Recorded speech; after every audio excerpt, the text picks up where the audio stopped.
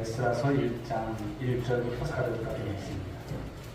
구약 성경 에스라 1장 1절에서 4절까지. 제가 가지고 있는 성경은 구약 711면에 있습니다.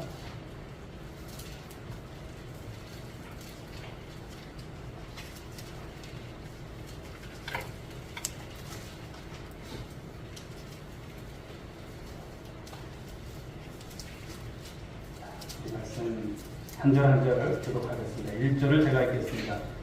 바사와 고레스 원년에 여호와께서 예레미야의 입을 통하여 하신 말씀을 이루게 하시려고 바사와 고레스의 마음을 감동시키며 그가 온 나라에 공포도 하고 조서도 내어 이르되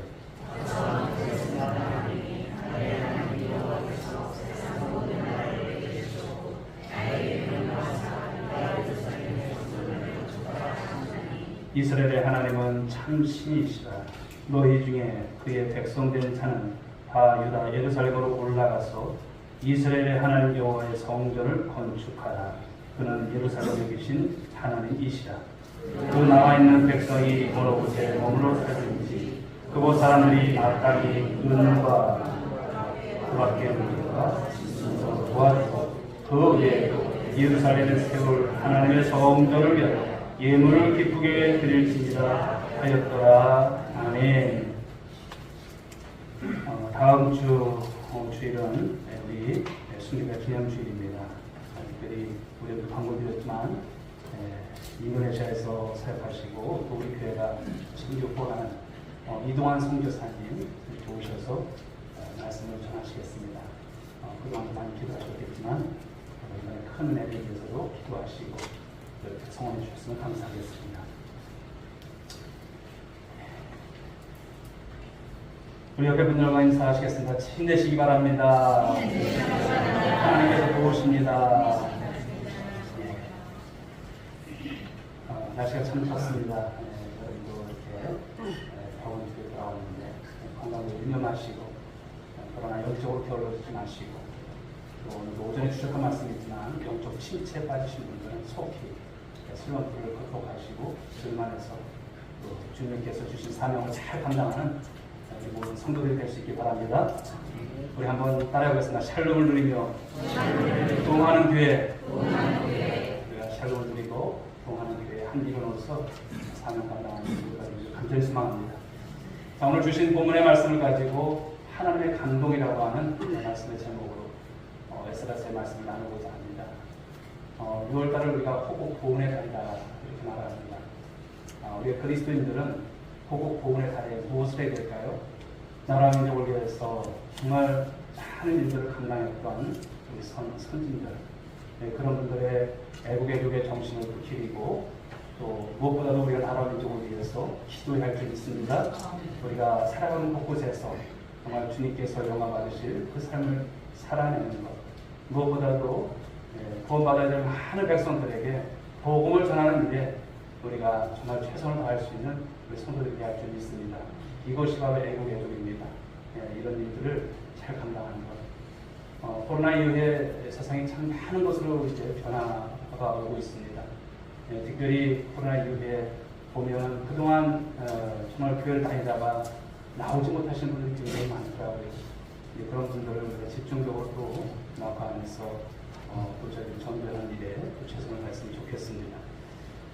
오늘부터는 이제 에스라의 말씀을 통해서 우리가 주일 오후에 이렇게 말씀을 나누고자 합니다. 오늘 본문에 이제 에스라서는 바벨론 포로로 끌려갔다가 돌아온 이스라엘 백성들, 그들이 고국으로 돌아오고 있는 사건들을 다루는 말씀이죠. 사실 하나님 앞에서 우상을 섬기며 범죄했던 이스라엘 백성들, 하나님께서 채찍의 도구로 쓰셨던 이 바벨론이라고 하는 나라에 의해서, 바벨론 제국에 의해서 BC 586년에 처참하게 멸망을 당합니다. 우리가 새벽 예배마다 이제 예레미야서 에가의 말씀을 합니다만 그 참상이 얼마나 심한지 몰라요. 그래서 예레미야 선지자는 눈물이 마를 겨를이 없었어요. 자신이 죄를 지은 것은 아니에요. 그러나 나라 민족을 생각하면 정말 이럴 수가 없는 것이죠. 하나님 이렇게까지 하나님께 정말 불순종하다가 그 일 가운데 나라 망할 거다 했는데 정말 망했습니다. 그리고 그들이 바벨론의 포로로 끌려가서 70년이라고 하는 세월, 우리 6.25 동란이 일어난 지 벌써 70년 넘었지 않습니까? 그 세월 동안 포로로 있었다는 것이죠. 이스라엘 백성들이 바벨론에서 노예 생활을 하면서 어떤 생각을 했을까요? 분명 그 예언되었던 말씀들을 기억했을 것입니다. 그러나 옛날 같은 우리 이스라엘 민족 과연 회복될 수 있을까? 뭐 어떤 힘이 있는 것도 아니에요. 아무것도 없는 상태예요. 예레미야를 비롯한 이 선지자들의 예언에 의하면 분명 이스라엘 백성들이 때가 되면, 그날이 오면 돌아와서 이스라엘을 회복할 것이라고 하는데 과연 될까라는 것입니다. 인간적으로 생각해보면 불가능한 일입니다. 남유다를 멸망시키고 자신들을 포로로 끌고 갔던 바로 그 바벨론이라고 하는 나라가 제국입니다. 당시 여전히 세계 최강대국으로 있었던 나라입니다. 그렇다고 해서 오늘 이스라엘 자손들이 바벨론과 한번 붙어요? 싸울까요? 싸울 수는 아무것도 없습니다. 싸워서 이길 수 있는 형편도 아닙니다. 그런데 어떻게 됩니까? 이스라엘 백성들이 이 포로 생활을 한 지 70년이 되었을 때에 그들이 꿈에서라도 기대하지 않았던 예레미야 선지자의 이 예언이 성취된 줄 믿으시기 바랍니다. 왜 그렇습니까? 그것은 예레미야가 지어낸 말이 아니에요. 하나님께서 주신 말씀이고요. 하나님께서 주신 그 말씀이 바로 이루어진 것입니다. 예언을 통해서 하셨던 말씀. 그러나 성경의 말씀이라고 하는 것은 정확한 것입니다. 우리가 계산한 것보다 더 정확합니다. 그날이 이제 오고 말았던 것이죠. 그렇게 강대했던 바벨론이라고 하는 나라가 어떻게 됩니까? 이후에 일어났던 신강대국, 메대와 바사 제국에 의해서 갑자기 멸망을 당했다는 거예요. 바벨론 제국 보면요, 그들의 이제 제국의 역사가 굉장히 짧은 것을 볼 수가 있어요.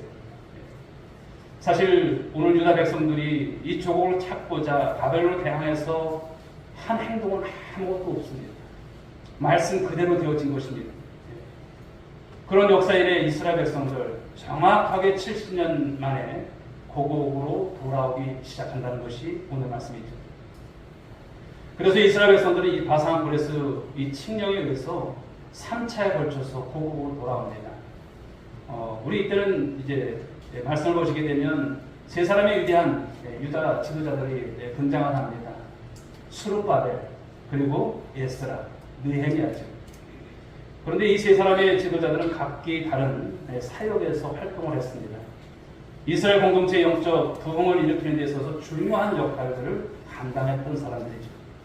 그래서 우리가 말씀을 보시게 되면 에스라서 1장부터 6장까지는 포로 1차 귀환으로서 그들을 지도했던 스룹바벨을 이제 중심에서 돌아오게 되고요. 그런 가운데서 예루살렘 성전의 재건 사역을 맡는다는 것입니다. 그래서 그때 당시에 재건되었던 그 성전을 스룹바벨 성전이다 이렇게 말하기도 하죠. 또 에스라서 7장부터 10장까지는 2차 포로 귀환입니다. 바로 이때 지도자였던 에스라를 통해서 그들이 고국으로 돌아오게 되는데, 에스라를 통해서 어떤 이제 공동체가 형성됩니까? 말씀 공동체로 율법을 재정비하는 사역.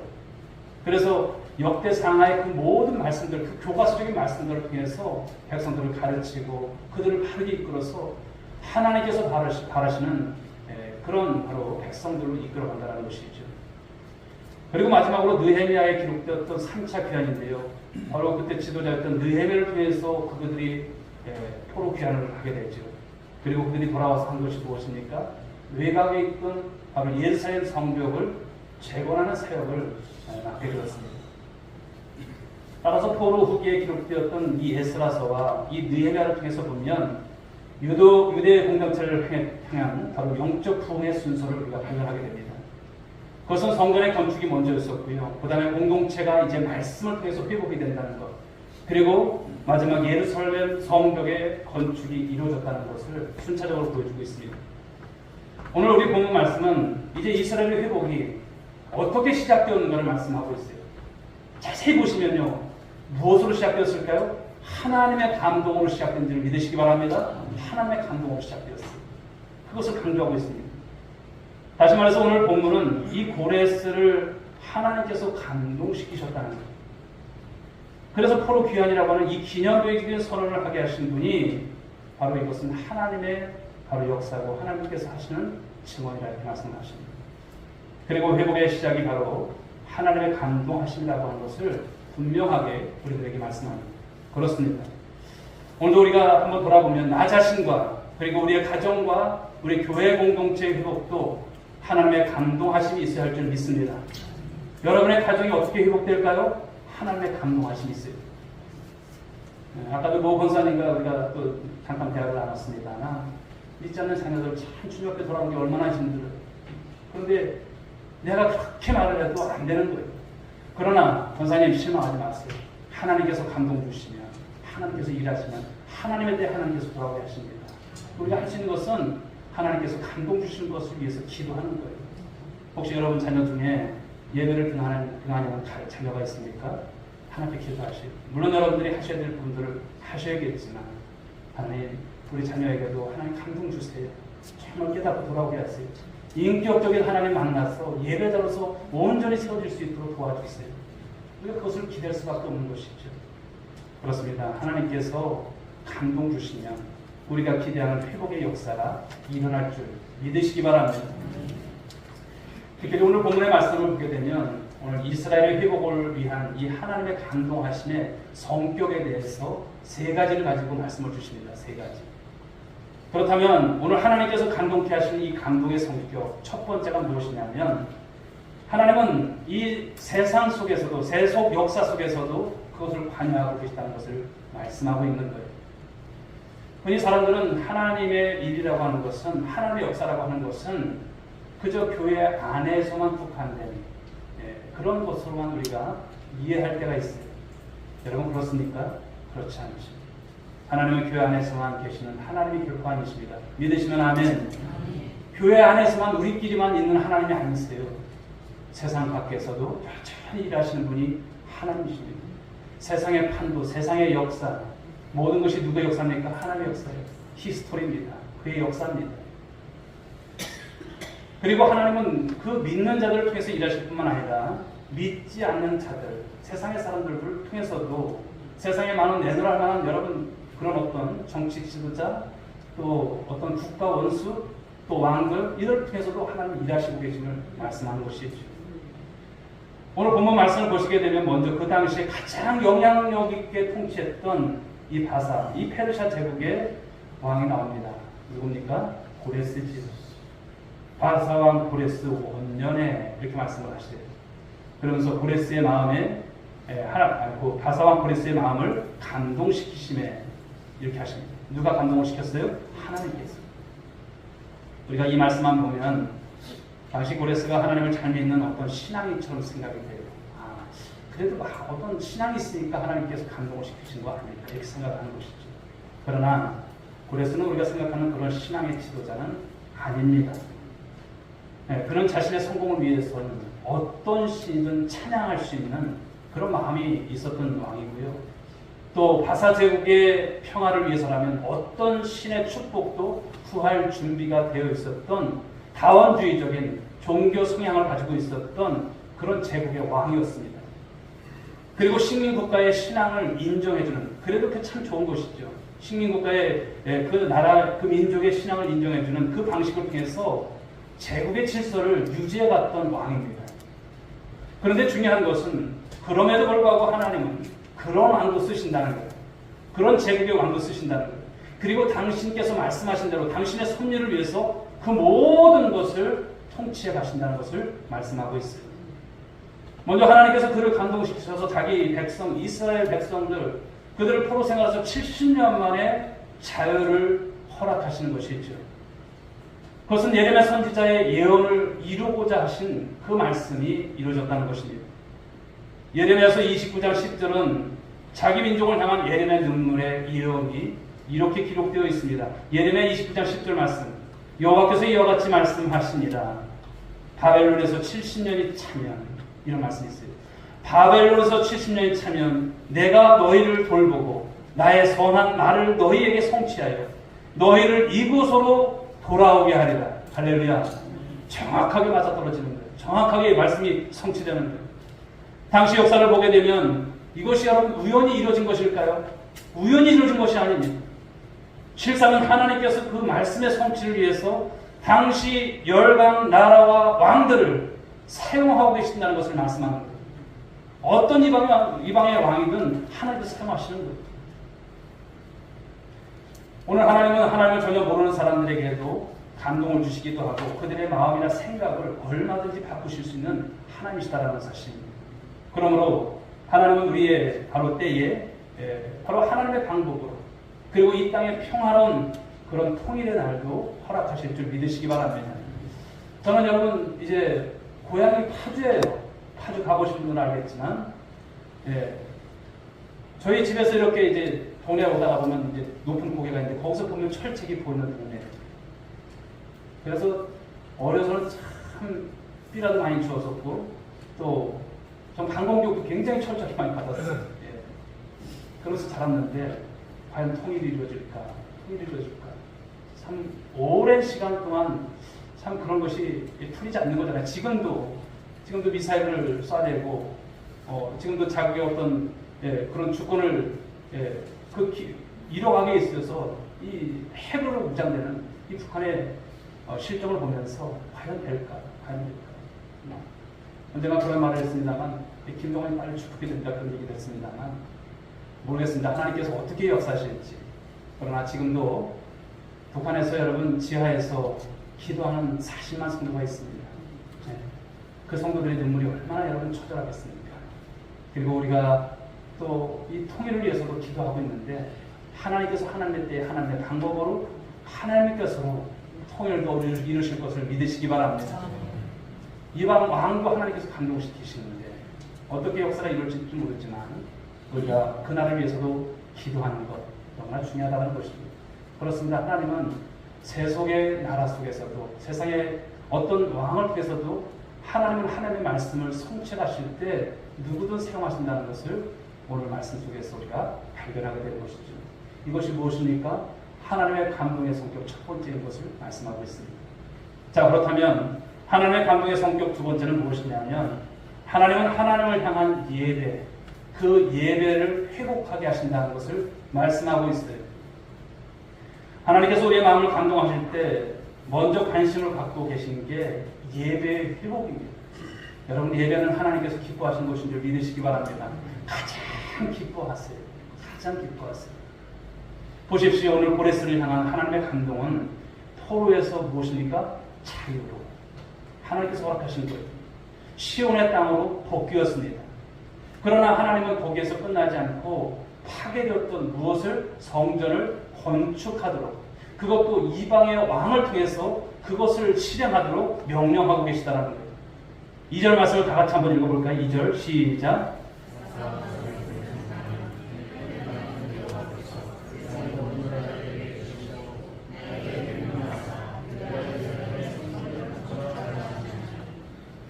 역사가들은 그렇게 생각을 하죠. 아마도 고레스가 당시 유대 백성들의 관심을 사기 위해서 이 성전 건축이라고 하는 이 명령을 내리게 하지 않았을까 이렇게 생각을 합니다. 그러나 우리는 이미 1절 말씀을 통해서 우리가 본 것처럼 성경은 그것이 하나님께서 이 고레스의 마음을 감동시킨 결과였다라고 여러분이 이미 증언하고 있는 거예요. 하나님의 감동의 역사입니다. 그렇다면 이 성전이 건축된다는 것은 이스라엘 백성들에게는 과연 어떤 의미일까요? 그냥 성전이 이제 회파되고 무너졌으니까 다시 짓는 것으로 그것이 여러분 회복일까요? 또 하나의 어떤 건물이 건축되었다는 것에서 여러분 그것이 끝일까요? 그것이 아닙니다. 건물 하나가 지어진 것이 여러분 뭐가 그렇게 대단하겠습니까? 그러나 그것보다 더 중요한 의미가 뭘까요? 그것은 하나님을 향한 온전한 예배의 회복, 예배의 공동체가 되기를 원하신다는 것을 말씀하고 있어요.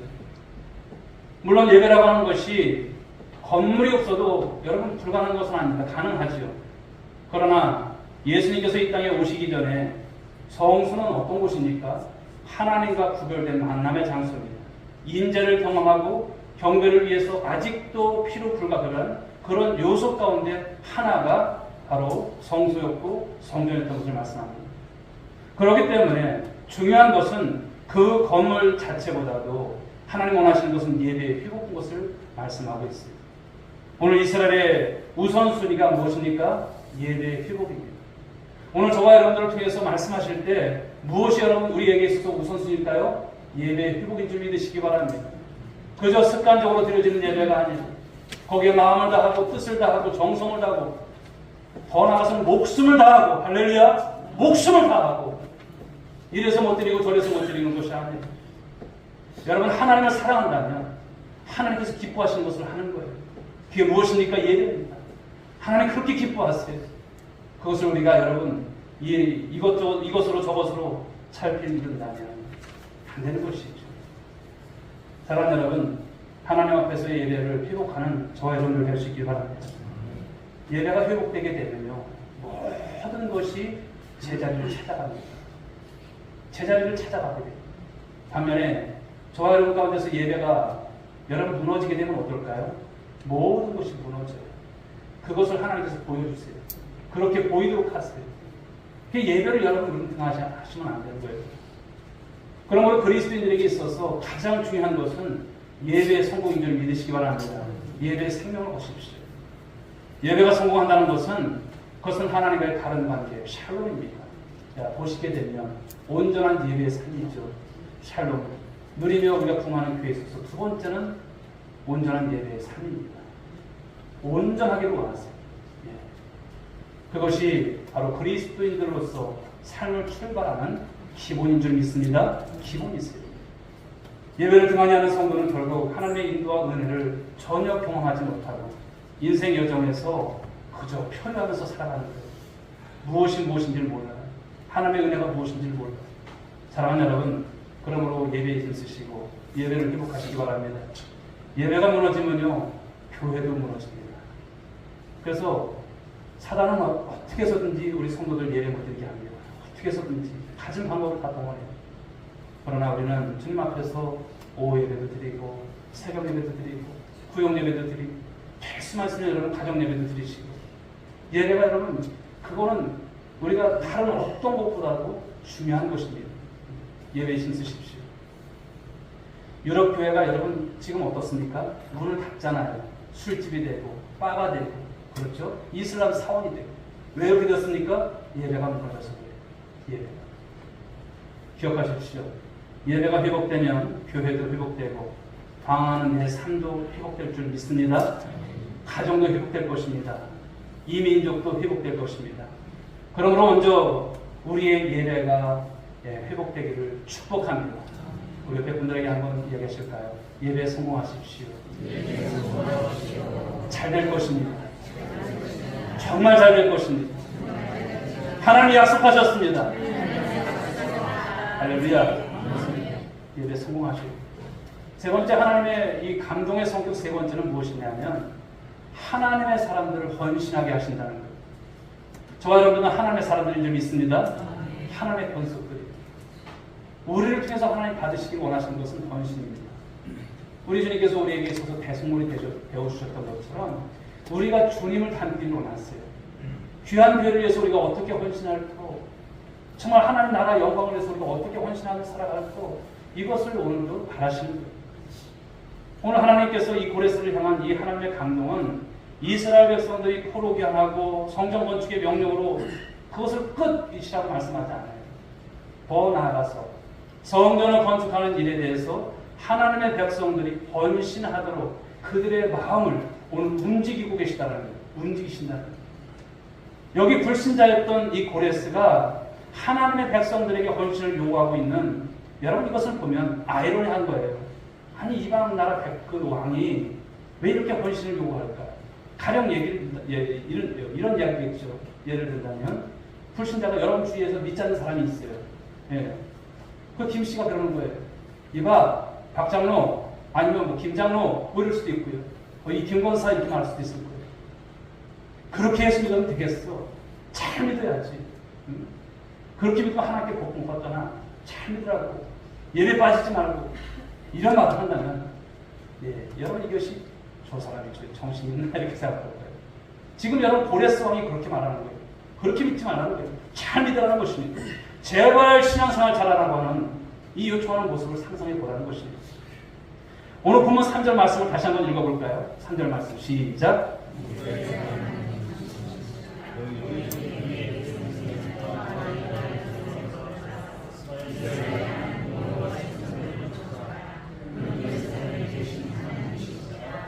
아멘. 오늘 고레스는 이 포로가 되었던 그 자리에서 자유함을 얻은 이스라엘 백성들에게 유대 예루살렘으로 올라가서 바로 성전을 건축하라 이 명령을 하죠. 그리고 더 나아가서 여호와의 백성된 이스라엘 백성들이 이 일을 잘 감당해야 한다라고 하는 것을 말하고 있는 거예요. 여러분, 하나님의 일은 언제나 하나님의 백성들의 자발적인 기쁨과 헌신을 통해서 이루어져야 한다 하는 것이 성경적 봉사의 원리입니다. 오늘도 우리가 점심을 맛있게 드셨지만 우리 모든 구역들이 그러실 거예요. 우리 구역장님 참 애를 쓰시죠. 한 주간 어떻게 우리 성도들을 잘 이렇게 섬길 수 있을까? 준비하는 것들을 저는 이렇게 봐도 얘기를 듣잖아요. 참 감사해요. 우리 교회가 참 좋은 교회라는 생각을 합니다만 이 봉사의 원리가 그렇습니다. 자발적이죠. 누가 시켜줘도 아닙니다. 그냥 기쁨으로 하는 거예요. 저를 보고 하는 것도 아니고요. 하나님 보고 하는 것이죠. 우리 주님께서 우리를 섬겨주셨듯이 우리가 섬기는 모습, 그것을 하나님은 말씀하시고 그 말씀을 이해하고 그 말씀을 따라서 살아가려고 하는 우리 한 분 한 분이 소중한 줄 믿습니다. 하나님은 이 불신자, 이 고레스의 마음을 감동시키시면서 이 원칙을 이스라엘 백성들, 그동안 70년 동안 포로로서 살았던 그들에게 이 원칙을 적용하시려고 하시는 거예요. 자, 본문 4절을 다시 한번 읽어보실까요? 시작.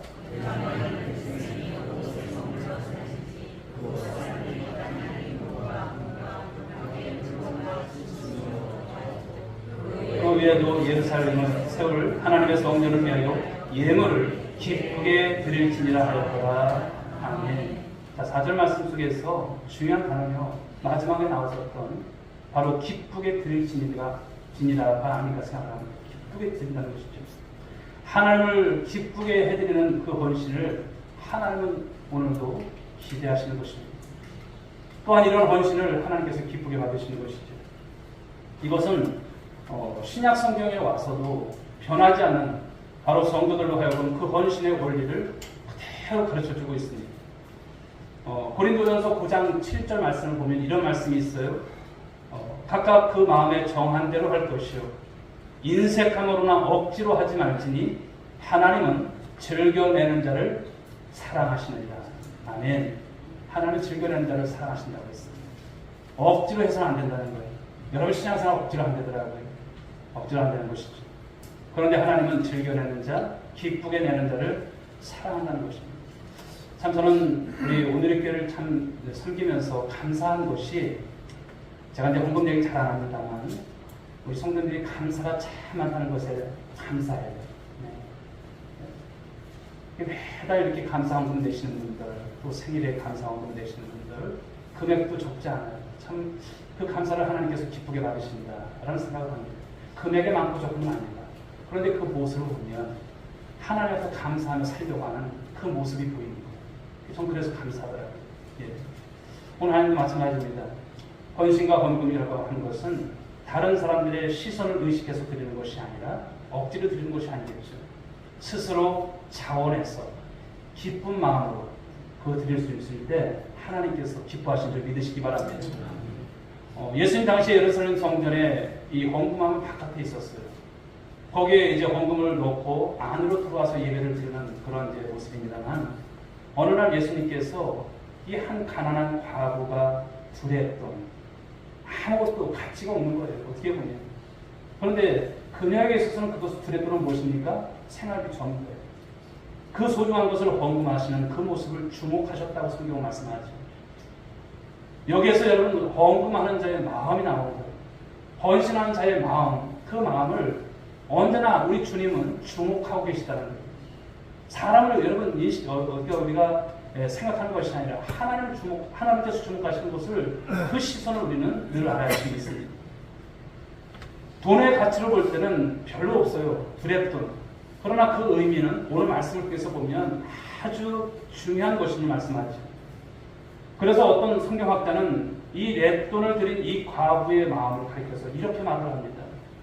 그것은 이스라엘의 진정한 회복과 하나님의 통치와 영광이 회복되기를 소원하는 마음이 담긴 헌신이었다 라는 말이죠. 정말 그런 말씀들은 정말 일리가 있습니다. 중요한 것은 이것이죠. 오늘 우리가 드리는 이 헌물에 우리의 기도와 우리의 애정과 우리의 헌신이 담겨져 있는가라는 것입니다. 우리가 하나님께 드릴 때마다 그 마음이 있는가, 그 헌신이 담겨 있는가, 그 정신이 있는가, 그 사랑이 있는가, 바로 이것을 주님은 보신다는 것입니다. 사도 바울은 옛날 이 마게도냐 성도들의 헌금 정신을 칭찬하면서 이렇게 말씀을 하지요. 고린도후서 8장 5절에서 말씀을 하는데요. 우리가 바라던 것뿐 아니라 그들이 먼저 자신을 주께 드리고 또 하나님의 뜻을 따라 우리에게 주었도다. 여기서 강조하고 있는 단어는 무엇이냐면 먼저 자신을 주께 드리고, 이 말이에요.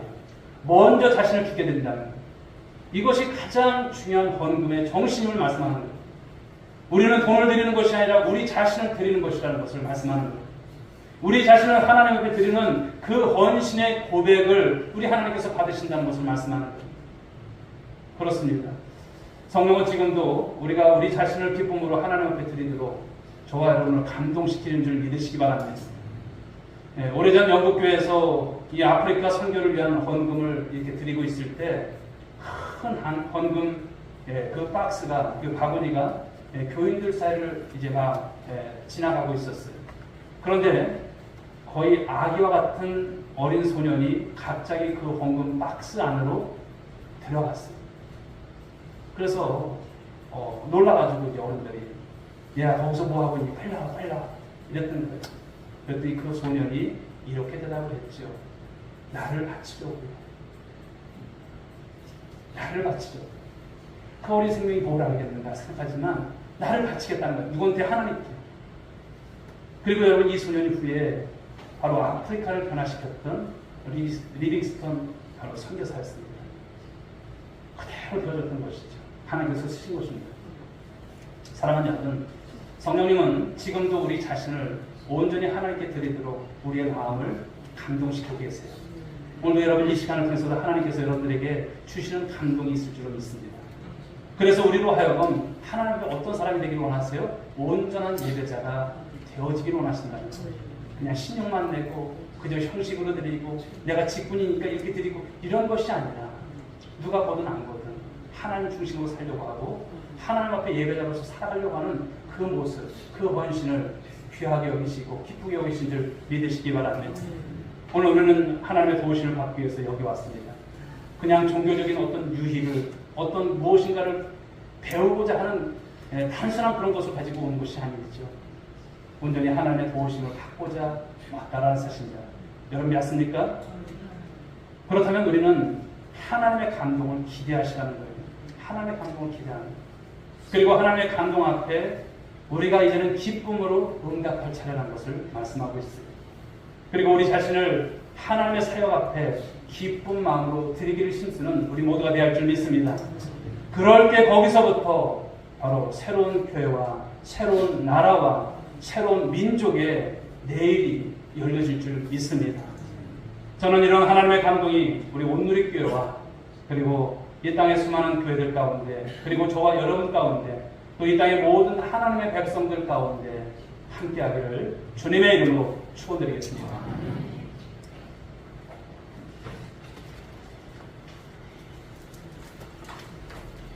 이 시간 하나님의 은혜를 생각하면서 찬송드립니다. 찬송가 310장입니다. 하나님의 은혜로.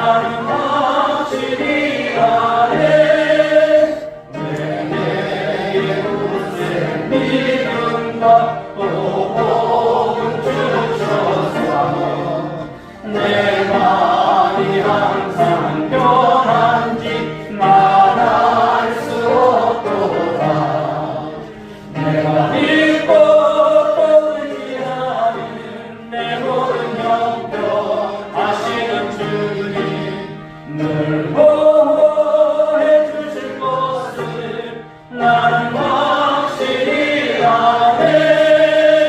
왜 내게 성령 주셔서 내 마음 감동해. 주 예수 믿게 하는지 난 알 수 없도다. 내가 믿고 또 의지하는 내 모든 영병 하시는 주님, 늘 보호해 주실 것을 나는 확실히 아네.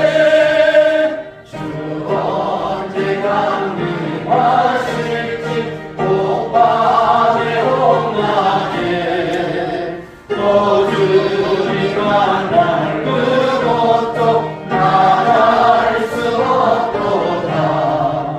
내가 믿고 또 의지하는 내 모든 영병 하시는 주님, 늘 보호해 주실 것을 나는 확실히 아네. 아멘. 우리 이 시간 주신 말씀을 기억하면서 기도하기를 원합니다. 하나님, 오늘도 우리 하나님의 감동하신 속에 저희들의 생애가, 저희들의 삶과 저희들의 사역과 사명이 이제 변화를 있기를 원합니다. 하나님 앞에 예배하는 자로 살게 하여 주옵소서. 하나님 앞에 온전히 헌신하는 자로 살게 하여 주옵소서. 고레스의 왕을 하나님께서 감동 주셨던 것처럼 아직도 믿지 않는 많은 사람들에게 하나님, 저희들이 복음 증거할 때에 그들의 마음이 감동이 일어날 수 있게 하시고 주 앞에 나오는 역사가 있게 달라고 여러분의 자녀를 놓고 또 우리가 가정의 모든 회복을 위해서도 기도하시고 예배가 회복되는 우리 가정 되게 해달라고 샬롬을 드리며 부흥하는 우리 오늘의 교회를 위해서 이 시간을 집중해서 주의 이름 한번 부르시고 기도합니다. 주여! 하나님 아버지 감사합니다. 저희들에게 오늘도 또 귀한 또 말씀을 또 이 오해의 가운데 주신 줄 믿습니다. 하나님, 우리 하나님의 감동이 오늘도 있었기 때문에 우리가 예수 믿게 된 줄 믿습니다. 하나님 아버지, 그 아버지 주님 포로 70년간의 생활 가운데 하나님 고레스의 마음을 감동시키셨던 하나님, 세속의 왕도 세상 나라도 하나님의 주관 가운데 있습니다. 하나님의 역사인 줄 믿습니다. 오늘 아버지 고레스에게 마음을 감동을 주셔서 포로 귀환의 명령을 내리게 하시고 그들이 아버지 고국으로 돌아와서 성전 건축과 또 이 모든 것을 위해서 헌신케 하셨던 하나님, 하나님의 감동하심을 통해 오늘 아버지 이 말씀을 통해서 우리가 변화되기를 원합니다. 하나님, 우리가 아버지 주님 앞에서 오늘도 찬양할 것이 무엇입니까? 우리가 내놓을 것이 무엇입니까? 우리 아버지 주님 형식적이고 우리가 아버지 주님 외식적인 모습들을 이제는 다 내려놓게 하여 주옵소서. 주님을 사랑하며 주께서 주신 감동을 통해서 예배에 승리하게 하시고 예배에 성공하게 하시고 예배의 생명을 드릴 수 있는 저들 되게 하시고 예배가 살아날 때에 우리 가정이 변화될 줄 믿습니다. 예배가 살아날 때 우리 교회가 변화될 줄 믿습니다. 예배가 회복되어질 때 이 나라 이 민족의 수많은 교회들, 수많은 아버지 주의 아버지 백성들이 돌아오게 줄 믿습니다. 인도에 주옵소서. 우리 아버지 눈물과 우리의 헌신을 통해서 하나님 아버지 우리 오늘의 교회가 성장하기를 원합니다. 역사하여 주시옵소서. 주님 인도하여 주시옵소서. 한 가지 기도 제목을 말씀드립니다. 우리 주경자 권사님 이제 다발성 고육 중이라고 하는 혈액암을 가지고 계시고 2차 항암을 지난주까지 마주셨습니다. 6차에 항암 치료가 남았는데 하나님 놀라운 기적 같은 역사를 허락하여달라고 이렇게 고침을 달라고 이 시간 우리 주여 한번 부르시고 기도 올리겠습니다. 주여!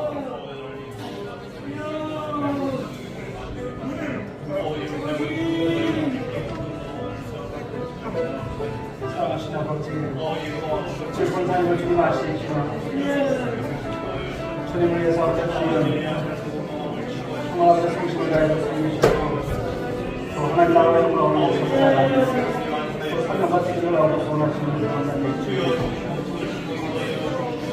예고 참여하고 즐거움을 위해서 공헌을 하시지만 이 시간에 주님 찾아주시고 우리 하나님께서 온전히 하나님 고침받는 우리 하나님 우리 권사님 되기를 원합니다. 기적을 원하여 주옵소서. 이 합심의 기도가 하나님 오늘 있게 우리 아버지 사랑하는 성도들 우리 주 안에서 우리 형제들, 주 안에서 자매들, 우리 권사님 위해서 기도하고 하나님이 도와 주옵소서. 하나님의 영광만이 하나님의 취하시는 역사와 놀라운 능력이 기적이 나타나기를 원합니다. 인도하여 주옵소서. 내가 나사렛 예수님으로 명하노니 우리 주경태 권사 가운데 저를 괴롭히고 저를 힘들게 만들고 저의 생명을 하나님의 은혜가를 가운데서 떠나게 만들려고 했던 사단마귀 모든 흑암의 권세 이 모든 악한 영과야 너는 저희 가운데서 영원히 묶임받고 떠나갈지어 오 주님 함께하고 감사롭고 사랑이 많으신 예수님의 이름으로 기도드리옵나이다. 아멘. 이제는 우리 구주 예수 그리스도의 은혜와 하나님 아버지의 극진하신 사랑하심과 성령님의 감화감동 위로 충만하신 은총 오늘도 하나님의 감동을 통한 예배의 회복과 헌신의 회복을 다짐하고 그 삶을 통해서 하나님의 영광을 드러내기로 다짐하고 작정한 우리 모든 믿음의 권속들 위에 그리고 저희들의 가정 위에 이 민족 위에 이제부터 영원 무궁토록 함께 있을지어다. 아멘.